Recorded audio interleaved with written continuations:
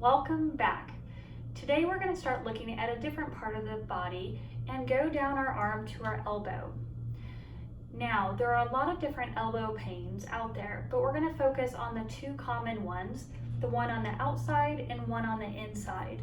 I've seen various other pains where we have on the front of the elbow or the back of the elbow, but some of the more common ones are the tennis elbow on the outside and golfer elbow syndrome on the inside.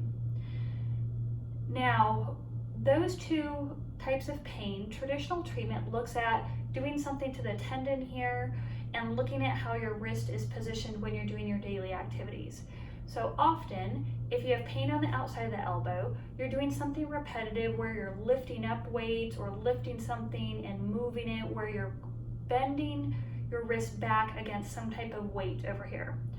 For the inside of the elbow pain, it's often lifting or doing something where you're holding with your wrist bent, and what happens is the muscles in this area are being overworked and the tendon that attaches to those muscles attaches at the inside of the arm.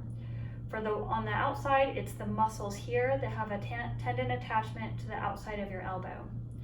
Now, common treatment methods and common advice is to make sure your wrist is in neutral for either one of those elbow pains. So if you're lifting something up, you keep it in neutral, and that sometimes can get rid of your pain. Sometimes though, the pain is very chronic and you've tried massage, you've tried the band around your elbow to give you relief, you've tried adjusting your wrist position, but the pain is still there.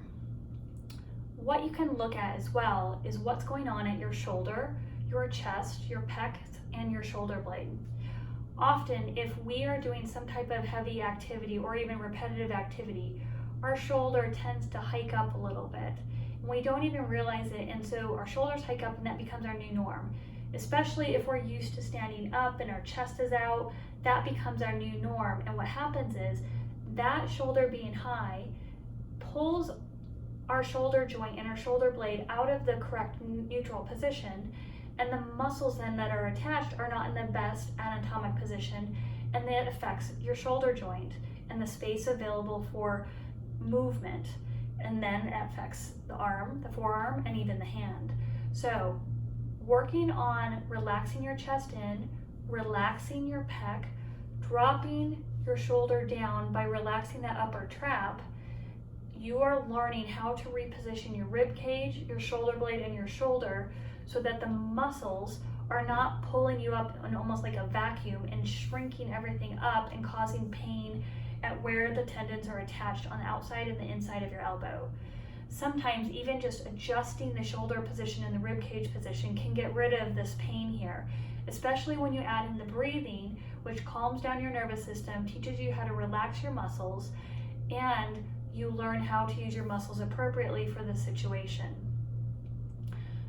If you're having these pains, consider doing some of the breathing exercises. I have the basic breathing technique on my website under media and interviews with some various people that I've had interviews with, and you can go through and practice the breathing.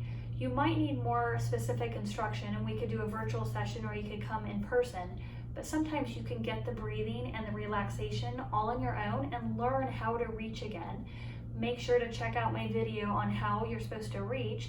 I have that on some of my previous emails or even on the YouTube channel. You can look at that. And kind of working on combining these activities together, and you can learn how to free up your shoulder blade, and even your elbow, and get rid of the pain that you've had. It could be recent or even chronic.